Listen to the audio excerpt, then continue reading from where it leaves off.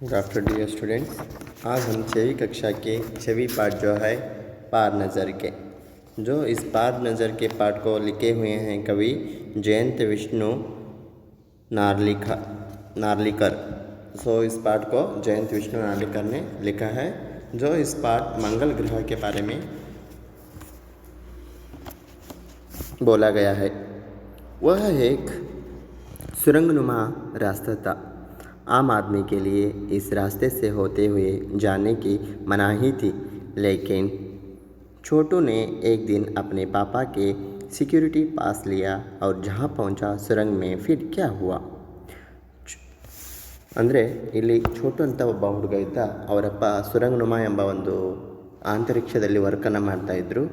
ಆ ಒಂದು ಸುರಂಗನುಮ ಅಂತಂದರೆ ಭೂಮಿಯಲ್ಲಿರ್ತಕ್ಕಂಥ ಒಂದು ಸುರಂಗ. ಆ ಸುರಂಗ ಮಾರ್ಗದ ಮೂಲಕ ಅವರು ಕೆಲಸವನ್ನು ಮಾಡ್ತಾಯಿದ್ರು. ಹಾಗೆ ಅವರಿಗೊಬ್ಬ ಮಗ ಇದ್ದ, ಅವನ ಹೆಸರು ಛೋಟು. ಒಂದು ಸಾರಿ ಏನು ಮಾಡಿದ್ನಪ್ಪ ಅಂದರೆ ಅವನು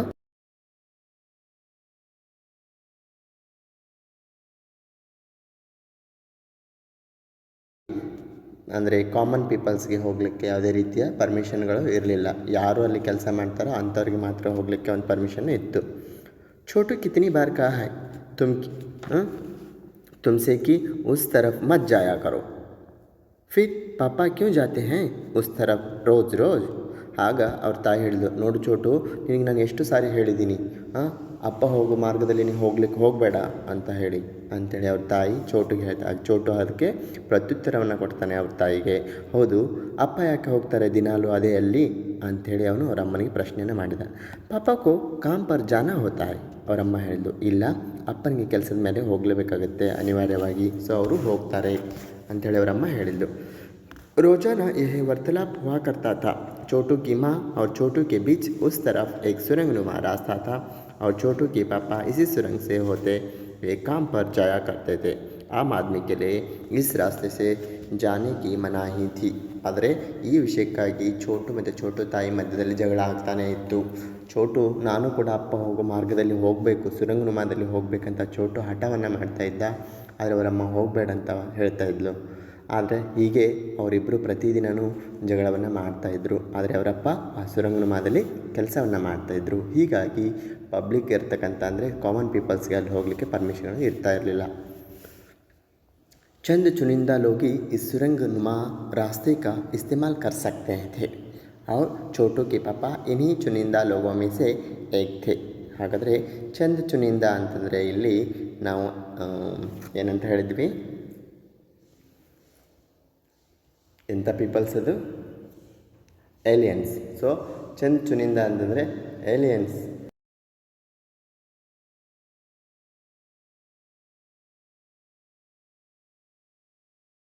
ಅಂತಂದರೆ ಇಂಗ್ಲೀಷಲ್ಲಿ ಏಲಿಯನ್ಸ್ ಅಂತೀವಿ.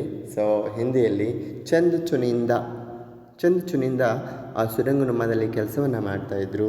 ಹಾಗೆ ಆ ಒಂದು ಅಂದರೆ ಚಂದ್ ಚುನಿಂದಾಗೆ ಅಂದರೆ ಏಲಿಯನ್ಸ್ಗೆ ಸಂಬಂಧಪಟ್ಟ ಹಾಗೆ ಅವರ ಅಪ್ಪನೂ ಕೂಡ ಅದೇ ಜಾತಿಗೆ ಸೇರಿದವನಾಗಿದ್ದ. अच्छा, छुट्टी थी और छोटू के पापा घर पर आराम फरमा रहे थे. ರಜೆ ಇತ್ತು.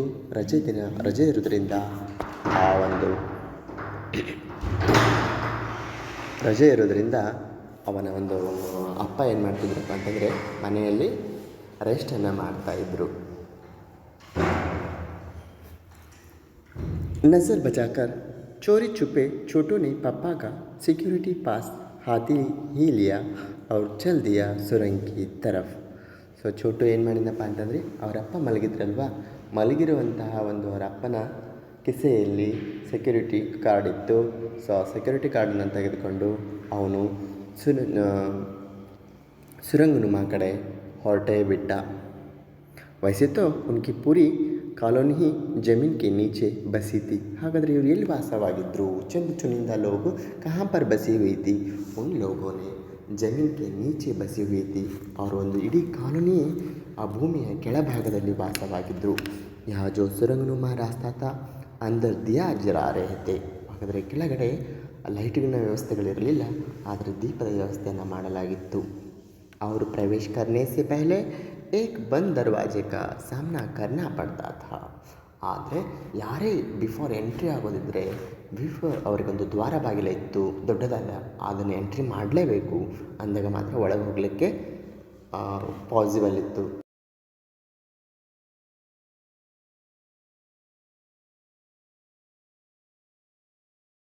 ಈ ಒಂದು ರಸ್ತೆಯಲ್ಲಿ ಹೋಗಬೇಕಾದ್ರೆ ಸೆಕ್ಯೂರಿಟಿ ಕಾರ್ಡ್ ಬೇಕು. ಹಾಗಾದರೆ ನೀವೆಲ್ಲರೂ ಎ ಟಿ ಎಮ್ಗೆ ಹೋಗಿದ್ದೀರಾ? ಎ ಟಿ ಎಮಲ್ಲಿ ಇವಾಗಂತೂ ಎ ಟಿ ಎಮ್ ಓಪನ್ ಇರ್ತದೆ, ಹೇಗೋ ಹೋಗ್ತಾರೆ ಬರ್ತಾರೆ, ಓಕೆನಾ. ದುಡ್ಡು ಬೇಕಂದರೆ ಏನು ಮಾಡ್ತೀವಿ, ಆ ಕಾರ್ಡನ್ನು ಹಾಕಿದಾಗ ಮಾತ್ರ ಆ ದುಡ್ಡಿನ ಬಾಗಿಲು ಓಪನ್ ಆಗುತ್ತೆ. ಆನಂತರ ನಮಗೆ ಕೆಲವೊಂದಿಷ್ಟು ನಂಬರನ್ನು ಕೇಳ್ತದೆ, ಆ ನಂಬರನ್ನು ನಾವು ಹಾಕ್ತೀವಿ. ತದನಂತರ ನಮಗೆ ಎಷ್ಟು ದುಡ್ಡು ಬೇಕಂತ ಕ್ವಶನ್ ಮಾಡ್ತದೆ. ಸೊ ನಮ್ಮ ಅಕೌಂಟಲ್ಲಿ ಎಷ್ಟಿರ್ತದೋ, ನಮ್ಮ ಆ ಒಂದು ಸಂದರ್ಭದಲ್ಲಿ ಎಷ್ಟು ದುಡ್ಡು ಅವಶ್ಯಕತೆಯಾಗುತ್ತದೋ ನಾವು ಅಷ್ಟು ದುಡ್ಡನ್ನು ನಾವು ತೆಗೆದುಕೊಳ್ತೀವಿ. ಸೊ ಹೀಗೆ ಇಲ್ಲಿ ಅವರು ಕೂಡ ಚಂದ ಚುನಿಂದ ಸುರಂಗನುಮಾದಲ್ಲಿ ಹೋಗಬೇಕಾದ್ರೆ ಅವ್ರೇನು ಮಾಡಬೇಕಾಗಿತ್ತು, ಆ ಪಾಸ್ವರ್ಡನ್ನು ಬಳಸಬೇಕಾಗಿತ್ತು. ಚೋಟುನೇ ಕಾಂಚೆ ಕಾರ್ಡ್ ಡಾಲ. ಹಾಗಾದರೆ ಚೋಟು ಏನು ಮಾಡಿದ, ಆ ಕಾಂಚದೊಳಗೆ ಕಾರ್ಡನ್ನು ಹಾಕಿದ. ತುರಂತ ದರ್ವಾಜ ಖುಲ್ ಗಯ.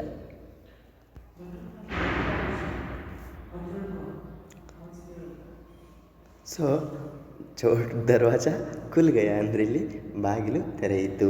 ಆ ಚೋಟು ಆ ಒಂದು ಕಾರ್ಡನ್ನು ಹಾಕಿದ ತಕ್ಷಣ ಚೋಟುನೇ ಸುರಂಗ್ ಮೇ ಪ್ರವೇಶ ಕಿಯ, ಅಂದರ್ ವಾಲೆ ಕಾಂಚೆ ಮೇ ಸೆಕ್ಯೂರಿಟಿ ಪಾಸ್ ಆ ಪਹੁಂಚಾ ಥಾ.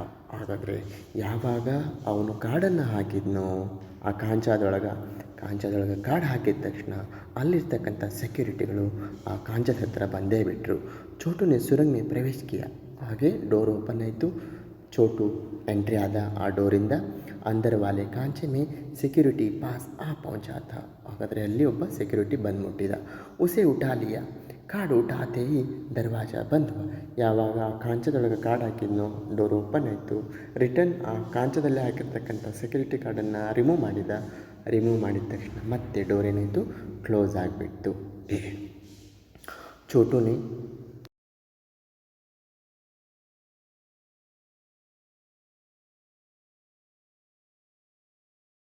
वहाँ रास्ता ऊपर ही तरफ जाता था. ಹಾಗಾದರೆ ಆ ರಾಸ್ತೆ ಎಲ್ಲಿ ಹೋಗ್ತಿತ್ತಪ್ಪ ಅಂತಂದರೆ, ಇವರು ಎಲ್ಲಿ ವಾಸವಾಗಿದ್ದರು, ಜಮೀನ್ಗೆ ನೀಚೆ ಥೇ. चंद चुनिंदा लोग कहाँ पर रहते थे? चंद चुनिंदा लोग जमीन के नीचे रहते थे. जो सुरंग नुमा वो रास्ता कहाँ पर था, धरती के नीचे से धरती के ऊपर आने का वह एक सुरंग नुमा था.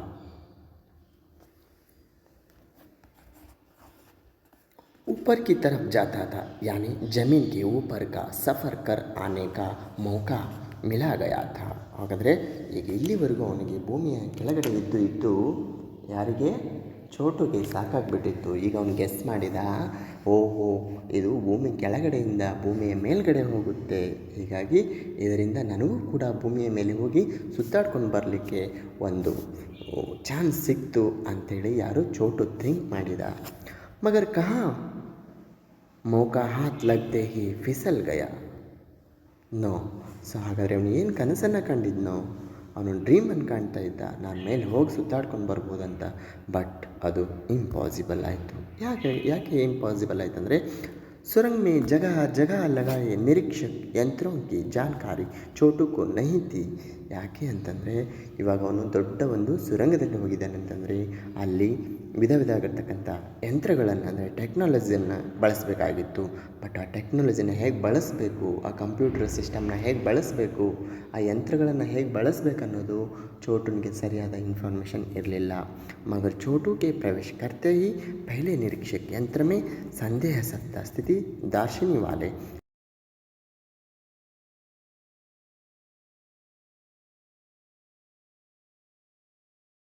ಏನು ಅಂತ ಚೋಟುಗೆ ಗೊತ್ತೇ ಆಗಲಿಲ್ಲ.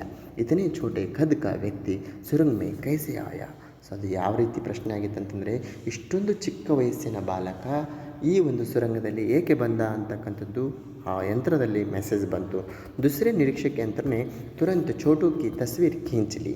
ಹಾಗಾದರೆ ಮತ್ತೊಂದು ಅಲ್ಲಿ ಕ್ಯಾಮ್ರಾವನ್ನು ಅಳವಡಿಸಿದ್ರು. ಆ ಕ್ಯಾಮ್ರಾದಲ್ಲಿ ಸ್ಪಾಟಲ್ಲಿ ಆ ಚೋಟನ ಫೋಟೋನ ಕ್ಲಿಕ್ಕಿಸ್ತದು. ಕಿಸಿ ಏಕ ನಿಯಂತ್ರಿತ ಕೇಂದ್ರ ಮೇ ಇಸ್ ತಸ್ವೀರ್ ಕಿ ಜಾಂಚ್ ಕಿ ಗೈ ಅವ್ರ ಖತರೆ ಕಿ ಸೂಚನಾ ದಿ ಗೈ. ಹಾಗೆ ಆ ಫೋಟೋವನ್ನು ಸ್ಕ್ಯಾನ್ ಮಾಡಿದರು. ಯಾಕೆ ಅಂತಂದರೆ, ಆ ಸುರಂಗ್ ನುಮಾದಲ್ಲಿ ಕೆಲಸ ಮಾಡೋರು ಪ್ರತಿಯೊಬ್ಬರದ್ದು ಕೂಡ ಫೋಟೋ ಇರ್ತದೆ. ಅವರು ಹೌದು ಅಲ್ಲ ಅಂತ ಫೈಂಡ್ ಔಟ್ ಮಾಡ್ಬೋದು. ಹಾಗೆ ಅವರು ಇಲ್ಲಿ ಕೆಲಸ ಮಾಡ್ತಾರೋ ಇಲ್ಲ ಅಂತಕ್ಕಂಥದ್ದನ್ನು ಫೈಂಡ್ ಔಟ್ ಮಾಡುವಂಥ ಒಂದು ಸಿಸ್ಟಮ್ ಇವಾಗ ಟೆಕ್ನಾಲಜಿ ಸಿಸ್ಟಮ್ ಇವಾಗಿದೆ. ಸೊ ಹೀಗಾಗಿ ಆ ಫೋಟೋನ ಮತ್ತು ಕ್ಯಾಮ್ರಾ ಕ್ಲಿಕ್ಕಿಸಿದಾಗ ಅದನ್ನು ಸ್ಕ್ಯಾನಿಗೆ ಕೊಟ್ಟರು. ಬಟ್ ಇವನು ಇಲ್ಲಿ ಕೆಲಸ ಮಾಡೋನು ಅಲ್ಲ ಅಂತ ಗೊತ್ತಾದ ತಕ್ಷಣ ಸ್ಪಾಟಲ್ಲಿ ಅವನಿಗೆ ಎಲ್ಲ ಕಡೆಯೂ ಮೆಸೇಜ್ ಹೋಗಿಬಿಡ್ತು, ಯಾರೋ ಒಬ್ಬರು ಅಂದರೆ ಕಳ್ಳ ಎಂಟ್ರಿ ಆಗಿದ್ದಾನೆ ನಮ್ಮ ಸುರಂಗನುಮಾದಲ್ಲಿ ಅಂತ ಹೇಳಿ. इन सारी गतिविधियों से अनजान छोटू आगे बढ़ रहा था. बट छोटू ಮುಂದೆ ಹೋಗ್ತಾನೇ ಇದ್ದ. ತभी जाने कहाँ से सिपाही दौड़े चले आए. ಅಂದರೆ ಅಷ್ಟರೊಳಗೆ ಅಲ್ಲಿರ್ತಕ್ಕಂಥ ಸಿಪಾಯಿಗಳು ಓಡೋಡಿ ಬಂದರು. ಚೋಟುको पकड़कर वापस घर छोड़ आए. ಚೋಟನ್ನು ಹಿಡಿದ್ರು, ತಗೊಂಡೋಗಿ ವಾಪಸ್ ಪುನಃ ಅವನು ಯಾರು ಅಂತ ಗೊತ್ತಾಯಿತು. ಮತ್ತೆ ಅವನನ್ನು ಮನೆಗೆ ಕಳಿಸಿಕೊಟ್ರು. ಘರ್ ಪರ್ ಮಾ ಚೋಟು ಕಾ ಇಂತಜಾರ್ ಕರ್ ರಹಿ ಥಿ. ಅವರಮ್ಮ ಚೋಟುಗಾಗಿ ವೆಯ್ಟ್ ಮಾಡ್ತಾಯಿದ್ಲು. ಬಸ್ ಆ ಚೋಟುಕಿ ಖೈರಿಯತ್ ನಾ ಥಿ. ಆದರೆ ಈ ಚೋಟು ಬಂದ, ಮುಗೀತು. ಚೋಟನ ಚಿಂತೆಯನ್ನು ಬಿಟ್ಬಿಟ್ಲು ಅವರಮ್ಮ. ಚೋಟುಗೆ ಪಪ್ಪಾನೇ ಹೋತೆ ಥೋ. ಚೋಟುಗೆ ಪಪ್ಪ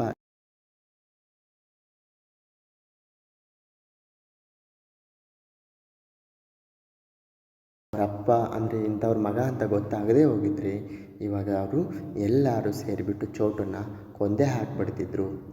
ಸೊ ಹೀಗಾಗಿ ಅವರೇ ಖುದ್ದು ನಮ್ಮಲ್ಲೇ ಕೆಲಸ ಮಾಡುವಂಥ ಒಬ್ಬ ವ್ಯಕ್ತಿಯ ಒಂದು ಮಗ ಇವನು ಅಂತ ತಿಳ್ಕೊಂಡು ಅಲ್ಲಿರೋವಂಥ ಸಿಪಾಯಿಗಳು ಅವನನ್ನು ಕರ್ಕೊಂಡು ಬಂದು ಮನೆಯಲ್ಲಿ ಬಿಟ್ಟು ಹಾಕಿದರು.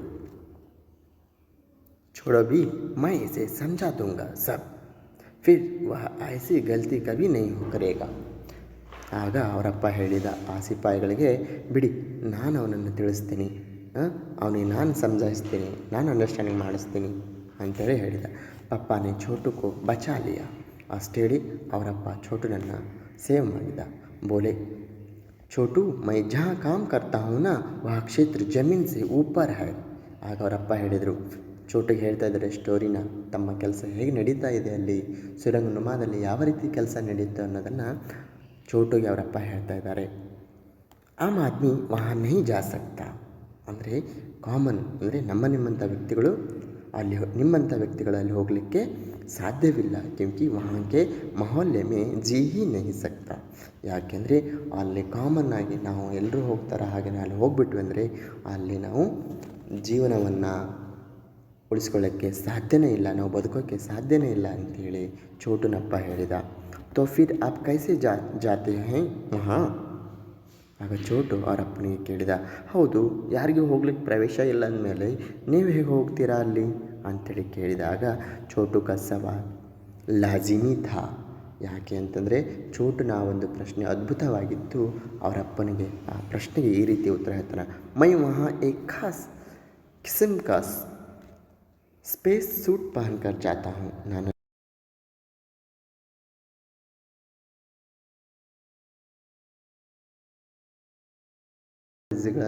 ಟೆಕ್ನಾಲಜಿಗಳನ್ನು ಅಳವಡಿಸಿರ್ತಾರೆ ಆ ಸೂಟಲ್ಲಿ, ಅಂಥ ಒಂದು ಸೂಟನ್ನು ನಾನು ಹಾಕ್ಕೊಂಡು ಹೋಗ್ತೀನಿ ಅಂಥೇಳಿ ಅವರಪ್ಪ ಹೇಳ್ತಾನೆ. ಇಸ್ ಸ್ಪೇಸ್ ಸೂಟ್ ಸೆ ಮುझे ಆಕ್ಸಿಜನ್ ಮಿಲ್ತಾ ಹೈ. ಸೊ ಅದ್ರ ಜೊತೆಗೆ ಆ ಸೂಟಲ್ಲಿ ಏನು ಮಾಡಿರ್ತಾರಪ್ಪ ಅಂತಂದರೆ ಆಕ್ಸಿಜನ್ನು ಕೂಡ ಅಳವಡಿಸಿರ್ತಾರೆ. ಸೊ ಹೀಗಾಗಿ ನಾವು ಸೂಟ್ ಹಾಕ್ಕೊಂಡ ತಕ್ಷಣ ನನಗೆ ಆ ಸೂಟಲ್ಲಿ ನನಗೆ ಆಕ್ಸಿಜನ್ ಸಿಗುತ್ತೆ. ಸೊ ಅದ್ರ ಮೂಲಕ ನಾನು ಏನು ಮಾಡ್ತೀನಿ, ಬ್ರೀತಿಂಗನ್ನ ಮಾಡ್ತೀನಿ ಅಂತೇಳಿ ಹೇಳಿದ. ಜಿಸ್ಮೆ ಮೈ ಸಾಸ್ ಲೇ ಸಕ್ತಾ ಹೂँ. इसी स्पेस सूट की वजह से बाहर की ठंड से मैं अपने आप को बचा सकता हूँ. ಹಾಗೆ ಆ ಸೂಟು ನಮ್ಮನ್ನು ಕೋಲ್ಡ್ ಇಂದ ಸೇವ್ ಮಾಡುತ್ತೆ, ತುಂಬ ಹೀಟ್ ಆಗಿ ಮಾಡುತ್ತೆ ನಮ್ಮನ್ನು. ಸೊ ಹೊರಗಡೆ ಆಗುವಂಥ ಚಳಿಯಿಂದ ನಮ್ಮನ್ನು ರಕ್ಷಣೆ ಮಾಡ್ತದೆ ಆ सूटू ಅಂತ ಹೇಳ್ತಾನೆ. खास किस्म के जूते की वजह से ज़मीन के ऊपर मेरा चलना मुमकिन होता है. ಸೊ ನನಗೆ ಖಾಸ್ ಸ್ಪೇಸ್ ಸೂಟ್ ಜೊತೆಗೆ ಒಂದು ಶೂ ಅನ್ನು ಕೊಟ್ಟಿರ್ತಾರೆ. ಆ ಶೂ ಹಾಕ್ಕೊಂಡ್ಬಿಟ್ಟೆ ನಾನು ಭೂಮಿ ಮೇಲೆ ಆಸಾನವಾಗಿ ಈಸಿಯಾಗಿ ಓಡಾಡ್ಕೊಂಡಿರ್ತೀನಿ ಅಂತೇಳಿ ಅವರಪ್ಪ ಚೋಟುಗೆ ತಮ್ಮ ಸ್ಟೋರಿಯನ್ನು ಹೇಳ್ತಾರೆ.